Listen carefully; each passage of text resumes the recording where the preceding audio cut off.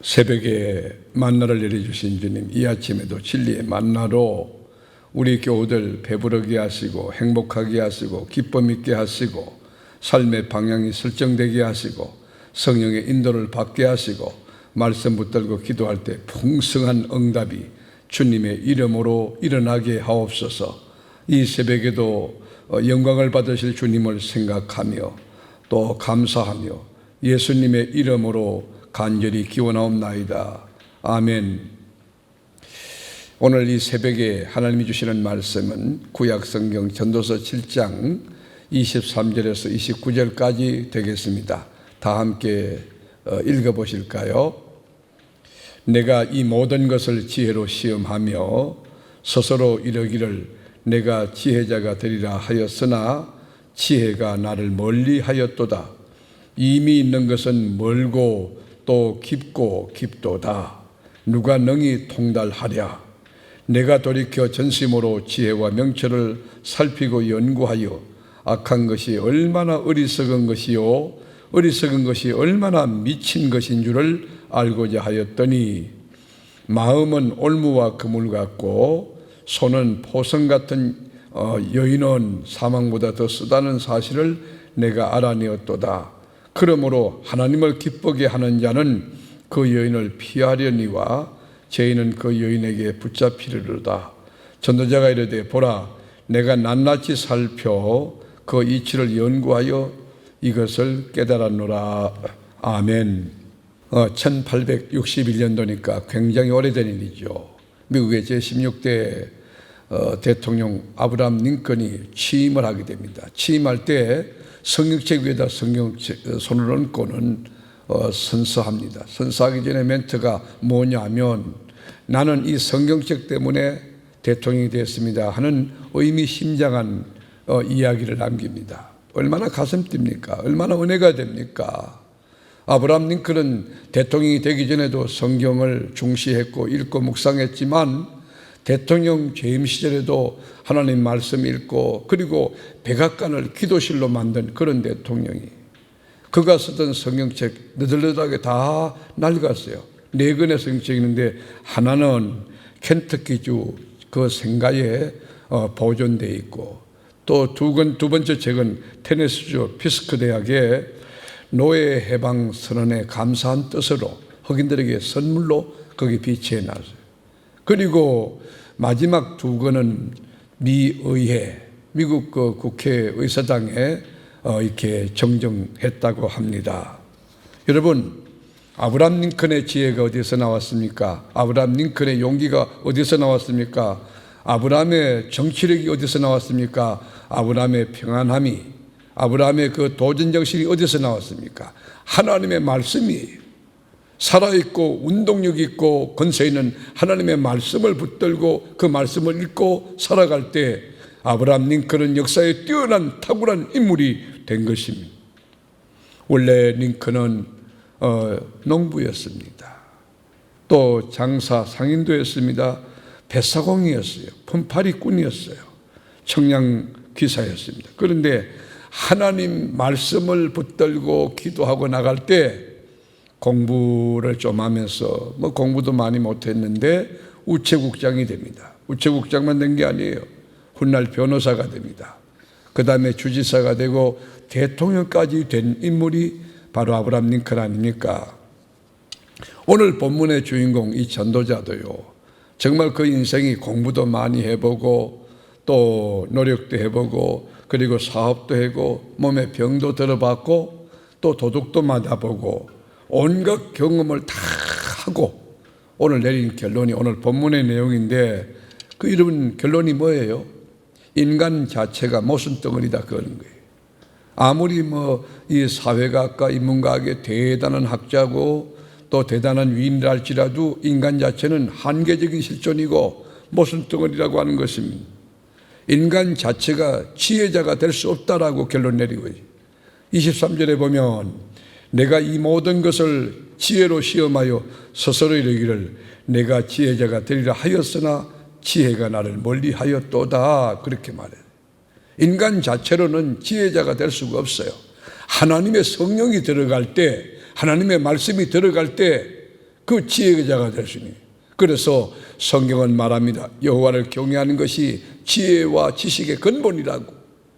야고보서 1장 5절에 보면 너희 중에 지혜가 부족한 자가 있느냐 후히 주시고 꾸짖지 않는 하나님께 구하라 그랬어요.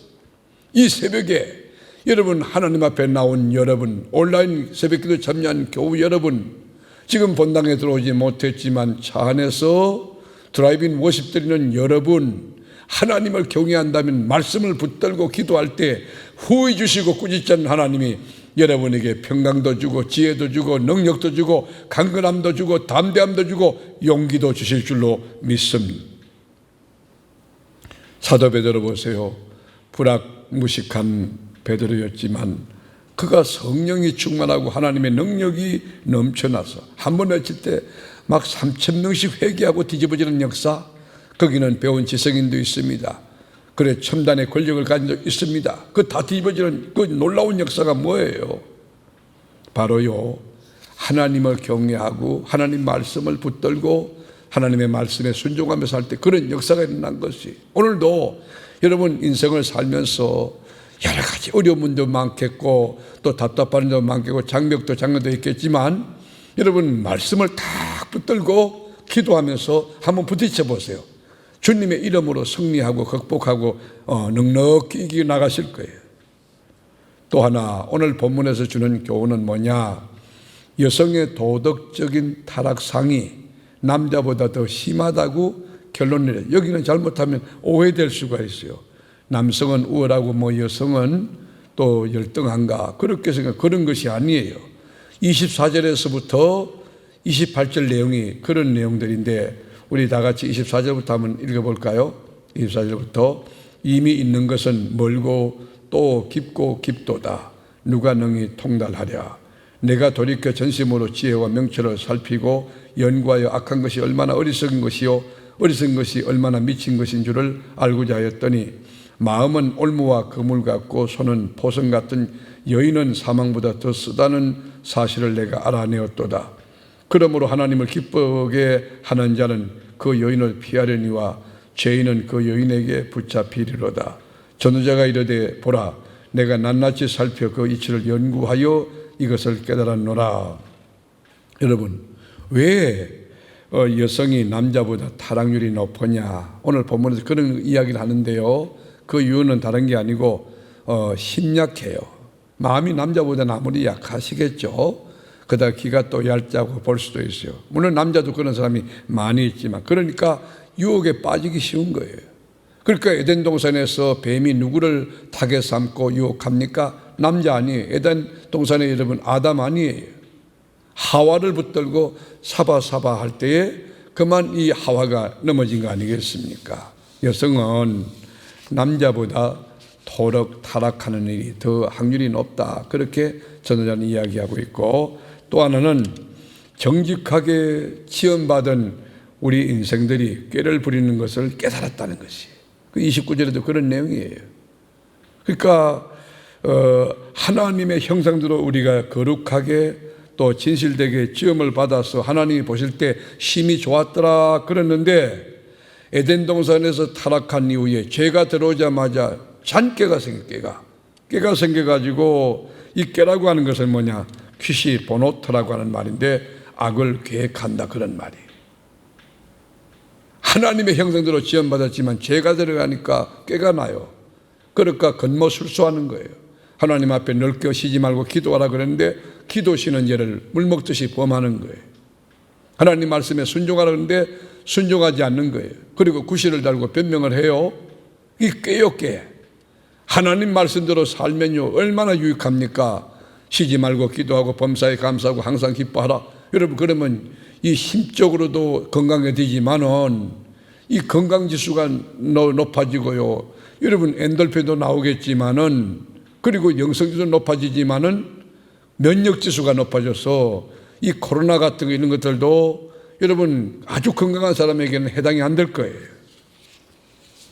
오늘 우리 정직한 것 같지만 우리 인간 자체는 정직할 수 없고 우리 인간이 지혜로운 것 같지만 인간 자체로 지혜로울 수 없다는 것 오늘 메시지를 주는 것이에요.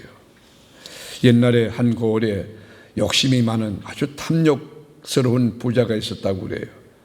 그런데 이분이 어느 날 실수로 그만 돈보따리 천냥이던 돈보따리 잃어버린 것이에요.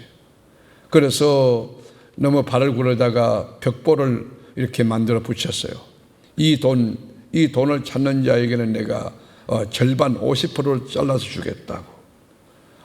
그때 그 마을에 순박한 농부가 주었던 천냥을 돌려줬어요.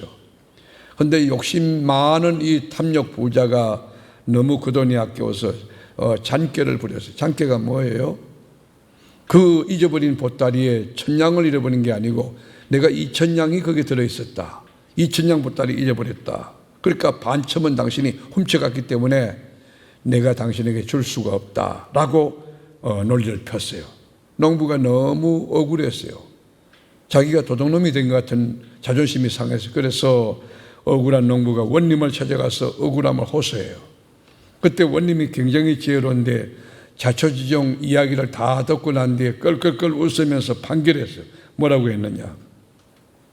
부자는 2,000냥을 잃어버렸다고 했는데 지금 농부가 찾은 것은 1,000냥밖에 안 된다. 그러면 이 돈은 이 부자 것이 아니므로 이 주인이 나타날 때까지 농부 당신이 가지시오 라고 판결했다는 것입니다. 탐욕을 부리다가 잔꾀를 부리다가 당한 것입니다. 사랑하는 교우 여러분, 우리가 인생을 살 때에 우리 인생 자체는요 한계적이고 모순덩어리임을 알아야 돼요. 지혜 있다고요? 지혜자가 없어요. 우리가 여러분 바르게 산다고요? 올바르게 살 수 없어요. 하나님을 붙들고 하나님 안에서 말씀으로 걸어갈 때 우리 인생길이 올바르게 주님의 뜻을 향하여 정도를 걸어갈 수 있고 진리를 지킬 수 있고 믿음을 세울 수 있습니다. 오늘도 여러분 이 새벽 예배 마치고 일과로 나가실 텐데 여러분 안에 하나님께서 주장하시는 대로 성령의 인도하시는 대로 말씀 붙들고 승리의 삶을 감격으로 누리면서 그리고 걸어가는 복된 하루 되시기를 주님의 이름으로 축복합니다. 기도하겠습니다. 아버지 감사합니다. 귀한 말씀 주셨으니 우리의 연약함과 한계를 알고 절대자 하나님을 의존하고 믿음으로 살아가게 하옵소서. 이제는 우리의 길과 진리와 생명이 되신 우리 주 예수 그리스도의 은혜와 성부 하나님의 넓고 깊은 사랑과 성령의 감동 감화가 복된 새벽에 나온 우리 교우들의 심령과 머리 위에 주신 가정과 일터 위에 또 계획하는 범사 위에 주신 가정 자녀들 만대 위에 우리 세계로 장로교회 위에 이제로부터 영원토록 함께 계시기를 간절히 축원하옵나이다. 아멘.